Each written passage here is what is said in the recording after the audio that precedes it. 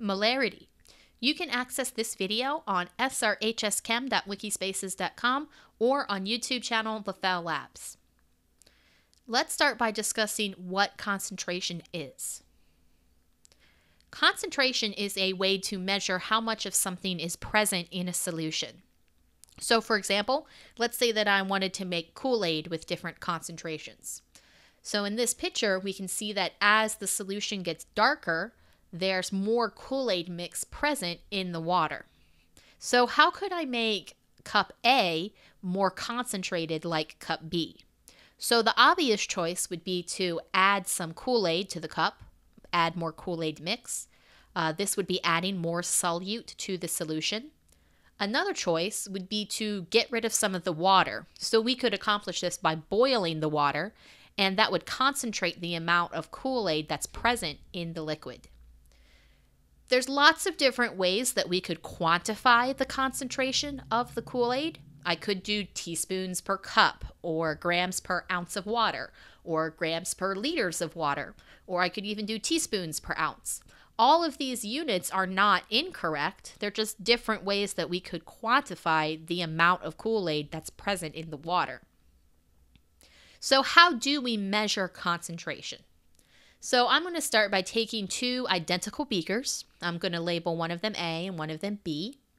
And to those beakers, I'm going to add 500 milliliters of water. So to beaker A, I'm going to add 10 grams of salt. That salt dissolves in the water. And then to beaker B, I'm going to add 5 grams of salt, which dissolves in the water. So obviously, the one that has more salt is going to be more concentrated. But if I wanted to express that with a number, I could do something like grams per milliliter. So if I take 10 grams and divide it by 500 milliliters, I would get 0.02 grams per milliliter for cup A. And then for cup B, I would get 0.01 grams per milliliter because I only had 5 grams of sodium chloride. So this is a completely acceptable way that we can measure concentration. But it's not how we do it in chemistry. The way that we usually measure concentration in chemistry is going to be with molarity. So molarity is found by taking the moles of the solute and dividing that by the liters of solution. So if I want to find the molarity of my two solutions here, I'm going to need to do two things. First, I need to figure out how many liters of solution I have. Right now I've got 500 milliliters, which is going to be half a liter. I also need to figure out if I have 10 grams of sodium chloride, how many moles is that? And I'll need to do the same thing for beaker B using the 5 grams of sodium chloride. So let's start with our 10 grams of sodium chloride. I want to convert this into moles. So I need to put grams of sodium chloride on bottom and moles on top. Grams and moles will cancel out so that I'm left with moles of sodium chloride. So I need to find the molar mass of sodium chloride. I get my table of elements, I add it up, and I get 58.44 grams per mole. So I solve, and I get this many moles of sodium chloride. Next, I need to get these milliliters into liters. So I'm going to cancel out milliliters on bottom, and I want to convert it into liters. So I need to know a conversion factor. 1 liter is equivalent to 1,000 milliliters. So basically, I'm just going to do 500 divided by 1,000. I've got half a liter. So to find my molarity, I need to take the moles that I just solved for and divide it by the liters that I just solved for, and that gives me my molarity. So this is a measure of how much salt we added to that amount of water. I'm going to repeat these same exact calculations, but this time for beaker B, which has only 5 grams of sodium chloride. So I can solve for moles of sodium chloride, solve for the liters of solution, and then divide those two numbers to get the molarity. And if we look at these two numbers, I got 0.342 and 0.171. So if you look at those numbers, one of them is half of the other. And that makes complete sense because I put half as much salt in beaker B than I did in beaker A. So how can I calculate the molarity of a solution? So to find molarity, we need moles and we need liters. So let's say that I took 10 grams of sodium sulfate and I put it inside of a volumetric flask, and then I filled it up with water to the 250 milliliter mark. So what would the molarity of this solution be? So first, I need to figure out the moles of my solute. Then I'll figure out the liters of solution, and then I can figure out the molarity. So to start with moles of solute, I added 10.0 grams of sodium sulfate to the flask. So I'm going to want to convert grams into moles. So I'm going to put grams of sodium sulfate on bottom and moles of sodium sulfate on top. So whenever I solve this, it's going to tell me how many moles of sodium sulfate were added. So grams and moles means molar mass. The molar mass of sodium sulfate is 142.04 grams per mole. So if I plug in these numbers and solve, I get this many moles of sodium sulfate. My next step is to figure out the liters of solution. So in the problem, in the picture, I'm given 250 milliliters. So I'm going to need to convert that into liters. So units of milliliters go on bottom, units of liters go on top, which whenever the milliliters cancel out, I'm going to be left with liters. So I need to know how many milliliters are in a liter. 1 liter is 1,000 milliliters, so I've got a quarter of a liter. So to find the molarity of this solution, I need to take my answer to 1 and divide it by my answer to 2. So divide moles by liters, and that gives me my molarity. How do you make a solution of known molarity?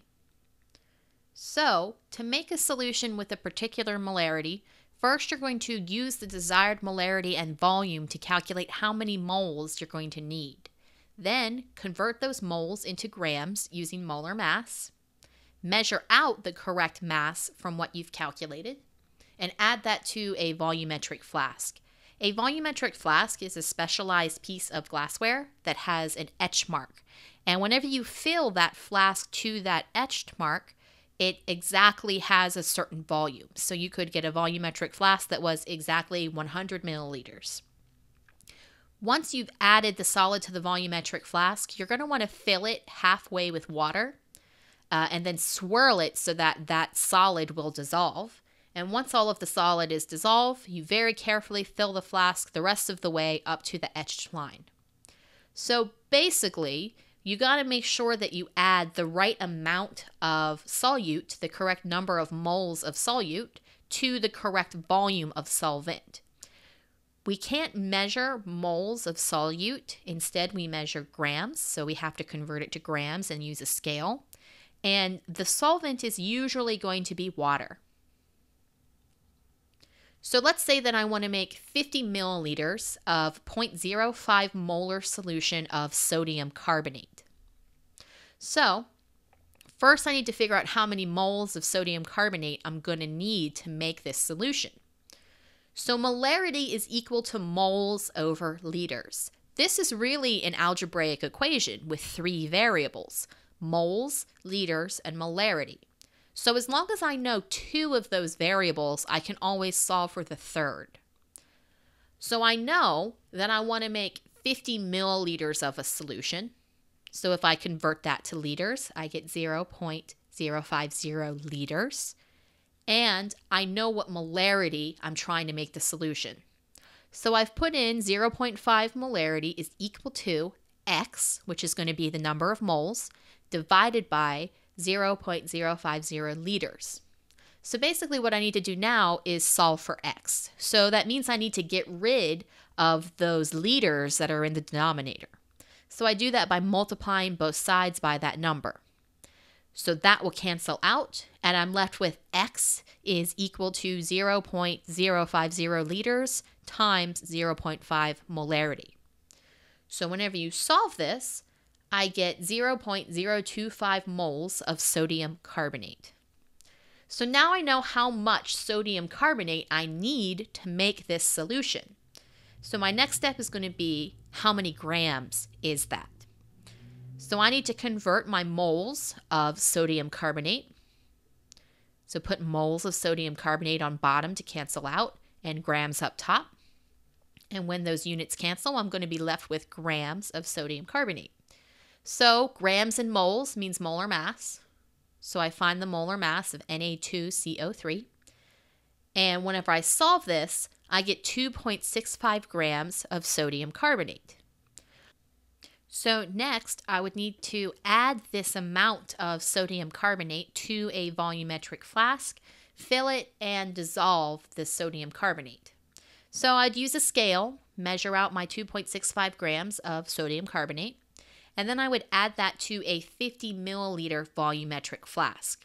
And you can see on this volumetric flask, it's got that blue line on it.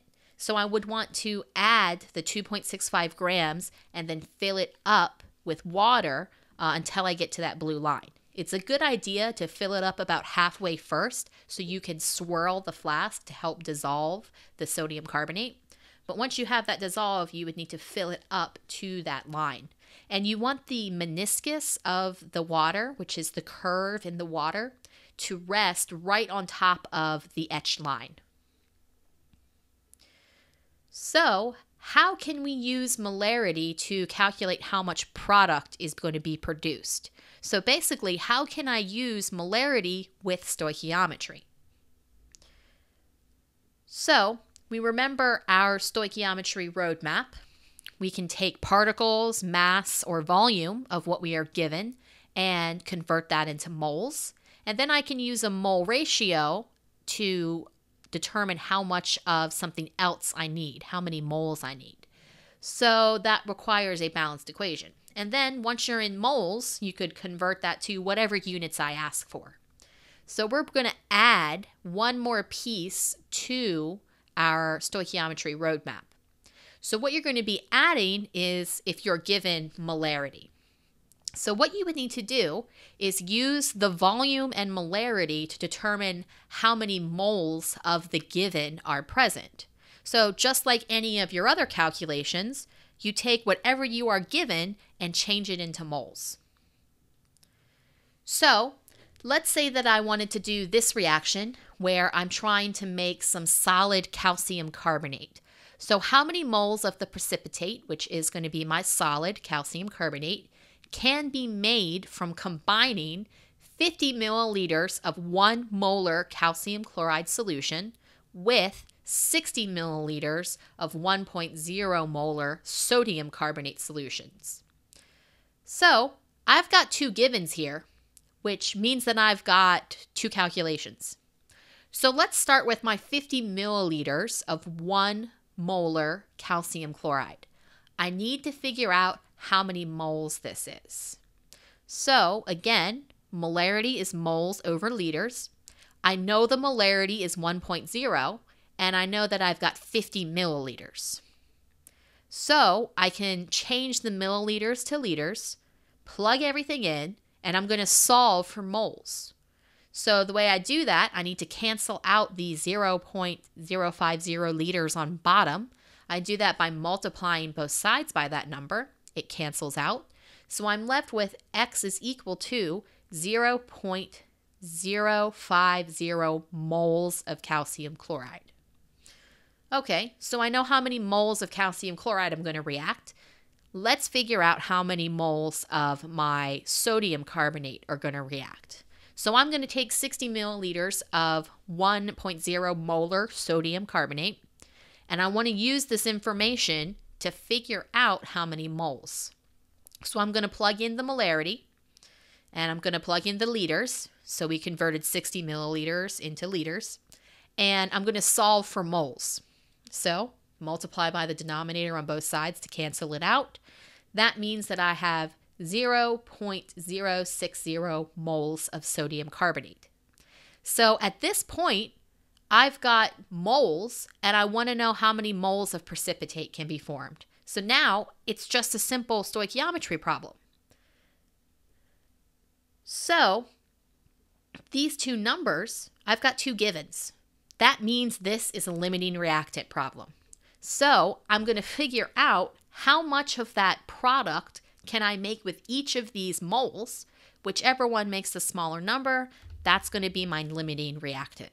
So I need to do two calculations to figure out how much calcium carbonate can be made from each of those givens. So we can go ahead and do that. How many moles of calcium carbonate can I make with the calcium chloride? And then I'll do a second calculation. How many moles of that calcium carbonate can I make with the sodium carbonate? So start with my 0.050 moles of CaCl2. I'm already in moles now, so I can put that on bottom to cancel out. And I want to know how many moles of calcium carbonate can be made. So moles on top of moles means a mole ratio. So in my balanced chemical equation, the ratio for those two is 1:1, which means that if I start with 0.050 moles of calcium chloride, I can make that same number of moles of calcium carbonate. So there's one calculation down. Let's go ahead and do the other. So I'm going to start with my 0.060 moles of sodium carbonate. Moles of sodium carbonate goes on bottom to cancel, and then on top, calcium carbonate.